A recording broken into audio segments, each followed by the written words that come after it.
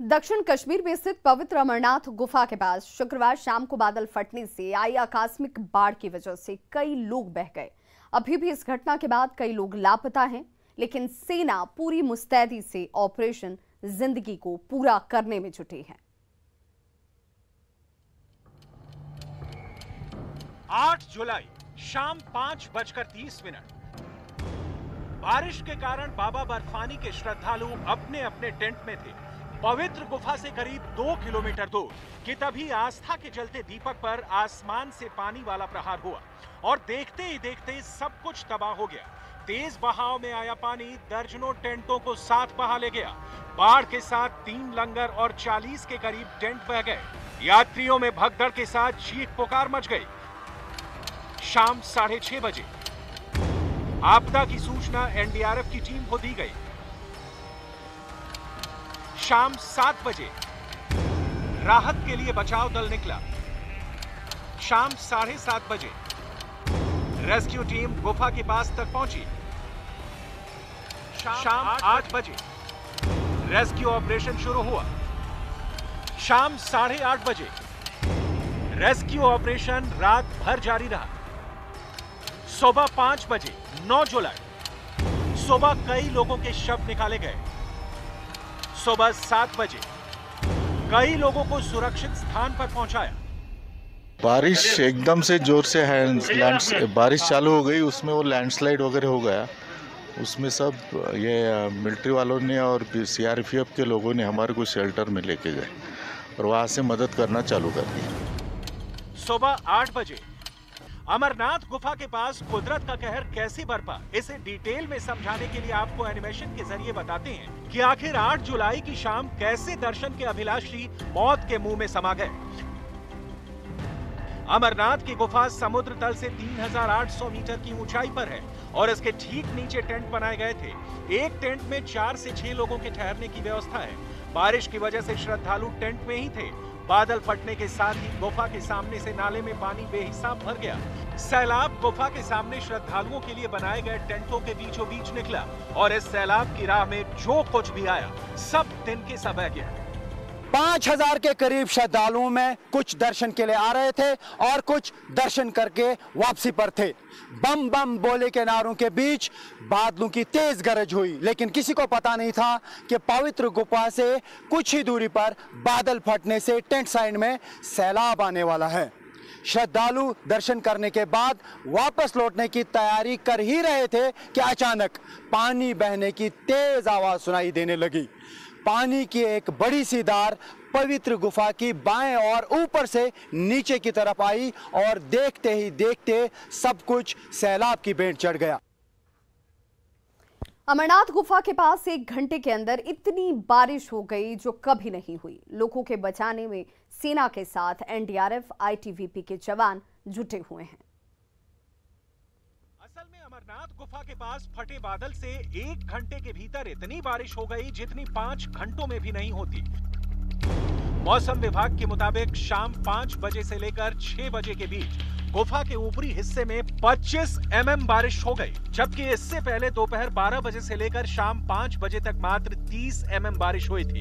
गुफा के ऊपर एकदम तेजी से हुई बारिश सैलाब बनकर नीचे आई, जिसके साथ बड़े पत्थर और मलबे आए और इसकी वजह से कई लोगों की जान चली गई। सिर्फ मलबे में ही नहीं बल्कि पानी के तेज बहाव के बीचों बीच जाकर जवानों ने लोगों को तलाशा। यहां तक कि डंडों का सहारा लिया गया।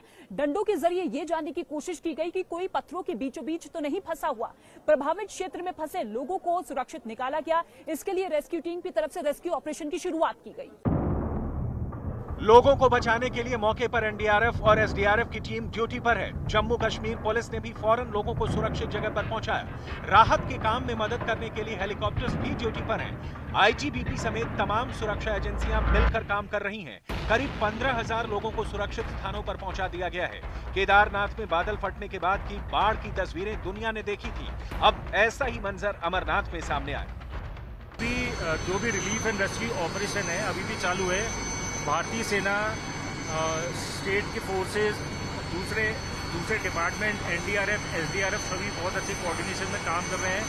रिलीफ और रेस्क्यू ऑपरेशन बहुत जोर शोर से चला हुआ है, पर एग्जैक्टली उसमें कंप्लीट होने में टाइम कितना लगेगा, ये क्योंकि बहुत ही डिफिकल्ट टेरेन है, बारिश बहुत ज़्यादा हुई है, स्लाइडिंग ज़्यादा थी, तो एग्जैक्ट टाइम और फिगर देना अभी संभव नहीं है। जैसे जैसे ऑपरेशन प्रोग्रेस होगा आप लोगों को उसके हिसाब से इंफॉर्मेशन दे दूँगा। अचानक अपने सामने तेज रफ्तार से बढ़ रहे पानी को देखकर लोग काफी दहशत में आ गए। अमरनाथ गुफा के पास कुदरत के ऐसे कहर की किसी को उम्मीद नहीं थी, लेकिन पहाड़ों पर ऐसा खतरा हमेशा बना रहता है और 8 जुलाई को ये अमरनाथ में हुआ। अमरनाथ यात्रा के लिए सुरक्षा के बहुत अच्छे प्रबंध किए जाते हैं, लेकिन कुदरती कहर के आगे किसी की नहीं चलती है। जब पहाड़ों से हजारों गैलन पानी अचानक आया तो कोई उसके लिए तैयार नहीं था। जिसे जहां जगह मिली वो वहीं पर अपनी जान बचाने लगा। अमरनाथ की इस घटना ने एक बार फिर से केदारनाथ की याद ताज़ा की। ऐसी त्रासदी का दोबारा होना, और वो भी एक तीर्थ स्थल पर, बहुत ही खतरनाक कहा जा सकता है। असल में मैदानी इलाकों में बादलों को फैलने के लिए खुला आसमान मिलता है, इसलिए बारिश वाले बादल काफी बड़े हिस्से में बरसते हैं। लेकिन पहाड़ों पर अगर ज्यादा पानी वाले बादल जमीन के नजदीक आ जाएं, तो समझिए कयामत ही बरसने वाली है। यही अमरनाथ के आसपास पहाड़ों पर भी हुआ, जब बादल फटा और अचानक पानी तेज रफ्तार से नीचे आया। 12 सालों में अमरनाथ गुफा के पास बादल फटने की ये तीसरी घटना है। साल 2010 में भी गुफा के पास बादल फटा था, लेकिन तब भी कोई नुकसान नहीं हुआ था। 2021 में 28 जुलाई को गुफा के पास बादल फटने से 3 लोग इसमें फंस गए, जिन्हें बचा लिया गया था। इसमें किसी की जान नहीं गई थी। और अब 8 जुलाई 2022, जब कितनी जाने गई, इसका मुकम्मल आंकड़ा आना बाकी है। यहाँ ये समझना बहुत जरूरी है कि आखिर बादल फटना होता क्या है और कैसे इसमें लोगों की जान चली जाती है। असल में हम जिसे बादल कहते हैं वो भाप होती है। वही भाप आसमान में बहुत ऊपर जाकर ठंडी होती है तो ओस जैसी बूंदों में बदलने लगती है। ये ढेर सारी हल्की बूंदें आपस में जोड़कर बादल बन जाती हैं। अब बादल बनाने वाली ऐसी बूंदें हल्की हों तो हवा उनको ढकेल कर उड़ा ले जाती है। जब इनका वजन बढ़ जाता है तो बूंदों की बोझ की वजह से बादल नीचे आने लगते हैं। इसके बाद ये बूंदें धरती पर टपकने लगती हैं, जिसे हम और आप बारिश कहते हैं। लेकिन पहाड़ी इलाके में अक्सर बादल पहाड़ के करीब होते हैं। ऐसे में जब पहाड़ बारिश वाले बादलों का रास्ता रोककर खड़े हो जाते हैं और फिर एक समय ऐसा आता है कि 5-10 किलोमीटर के दायरे में फैले बादलों का सारा पानी कुछ मिनट या ज्यादा से ज्यादा घंटे भर में जमीन पर गिर जाता है। 2-4 किलोमीटर के दायरे में करोड़ों लीटर पानी कुछ मिनट में बरस जाता है। इसे ही बादल फटना कहा जाता है।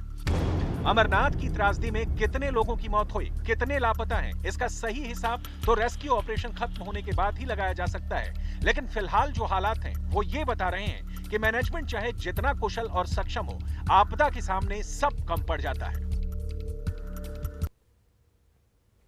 रांची के ऐतिहासिक भगवान जगन्नाथ स्वामी की आज घुड़ती रथ यात्रा निकलेगी। ये रथ यात्रा शाम 4 बजे मौसी बाड़ी से निकलकर मुख्य मंदिर तक जाएगी। घुड़ती रथ यात्रा के साथ 1 जुलाई से शुरू हुए इस ऐतिहासिक मेले का समापन हो जाएगा।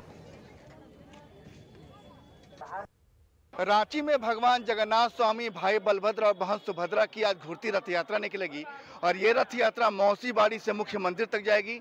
आज सुबह से ही मौसी बाड़ी में भक्तों की भीड़ उमड़ी है। हमारे साथ पुजारी जी, हम उनसे बात करेंगे। ये जो आज घुड़ती रथ यात्रा निकलेगी, कार्यक्रम कैसे है? सुबह भगवान का प्रातः दर्शन 5 बजे पट खोल दिया गया है। 5 बजे से भगवान का स्तुति पूजा होते 6:30 बज गया। 6:30 बजे के बाद भगवान आज विशेष एकादशी था। एकादशी भगवान नरसिंह का परिक्रमा होता मंदिर का, जो परिक्रमा किया गया। परिक्रमा के बाद भगवान के लिए दर्शन सबको खोल दिया गया। दर्शन भगवान कर हुआ, सबके लिए दर्शन हो रहा है। यहाँ 3 बजे तक दर्शन होगा। 3 बजे भगवान रथारूढ़ हो जाएंगे रथ के लिए। और 3 बजे से लेकर 4 बजे तक भगवान का विष्णु स्तोत्र का पाठ होगा। 4 बजे भगवान यात्रा निकलेंगे। 4 बजे भगवान वापस जो है निकलेंगे अपनी मुख्य मंदिर की ओर। हमारे साथ एक यहाँ पर भगवान के अनन्य भक्त हैं, आप जो यहाँ पहुँची हैं, तो क्या दर्शन से लगता है कि भगवान को कुछ करीब का अनुभव होता है? ये जगन्नाथ क्षेत्र में आप लोग जैसे पूरी जगन्नाथ यात्रा करते हैं, सारी श्रद्धालुओं की भीड़ आप जैसे उमड़ रही है। यहाँ आप झारखंड में आप जिस तरीके का भीड़ देख रहे हैं, जो लोग पूरी दर्शन नहीं कर पाते हैं वो लोग यहाँ बलभद्र स्वामी, माँ सुभद्रा जी और जगन्नाथ स्वामी, आप उनको एज इट इज़ उन्हीं स्वरूप में यहाँ दर्शन आप कर सकते हैं। और श्रद्धा आप भीड़ को देख के समझ सकते हैं कि क्या श्रद्धा है लोगों की। और किस तरह से ये चेहरे पे स्माइल के साथ सभी आ रहे हैं दर्शन। बिल्कुल, भगवान मुस्कान ही देते हैं और देख रहे हैं कि ये भीड़ जो उमड़ी है मौसी बाड़ी में, ये मुस्कान के साथ उमड़ी है। यहाँ पर बाबा भी पहुंचे हैं। बाबा कहाँ से आए हैं? बरियातू से आए हैं। तो आज भगवान जगन्नाथ स्वामी के दर्शन के लिए आए हैं। भगवान से क्या कामना कर रहे हैं? भगवान से ही कह रहे हैं कि जो कामना हमारा पूरा हो जाए।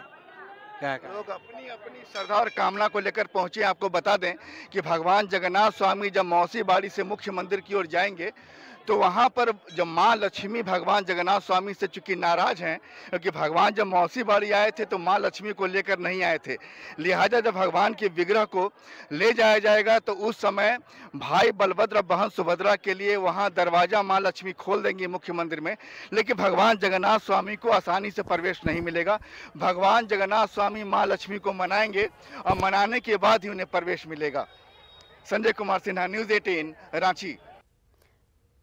कुर्बानी के त्योहार बकरीद पर राजधानी रांची के तमाम मस्जिदों में अहले सुबह से विशेष नमाज अदा की गई। मस्जिदों में नमाज पढ़ने के बाद लोगों ने गले मिलकर एक दूसरे को भाईचारे का पैगाम दिया। नमाजियों ने बताया कि बकरीद खुद की बुराइयों को कुर्बान करने का नाम है। ईद उल अजहा का सही मकसद ये है कि जानवर के एक एक बाल, एक खून के कतरे को जमीन में नीचे गिरने से पहले अल्लाह ताला उसकी मगफरत फरमा देता है। राजधानी रांची में कुर्बानी का त्योहार बकरीद अमन चैन और सौहार्दपूर्ण माहौल में मनाया जा रहा है। बकरीद को देखते हुए राजधानी रांची में प्रशासन की ओर से सुरक्षा के पुख्ता इंतजाम किए गए। तमाम मस्जिदों के बाहर जिला पुलिस के साथ साथ रैब समेत दूसरी कंपनियों के जवानों की तैनाती की गई है। सुरक्षा के लिहाज से एहतियातन कई जगहों पर सीसीटीवी कैमरे के जरिए नजर रखी जा रही है, वहीं ड्रोन की भी सेवा ली जा रही है। रांची के संवेदनशील मेन रोड स्थित एकरा मस्जिद और डोरंडा थाना क्षेत्र में पुलिस अधिकारी, मजिस्ट्रेट, जवान सड़कों पर मुस्तैद नजर आ रहे हैं। राजधानी की सुरक्षा का जायजा लिया न्यूज़ 18 संवाददाता संजय कुमार सिन्हा ने। बकरीद को लेकर राजधानी रांची के प्रमुख चौक चौराहों पर सुरक्षा के पुख्ता इंतजाम किए गए हैं।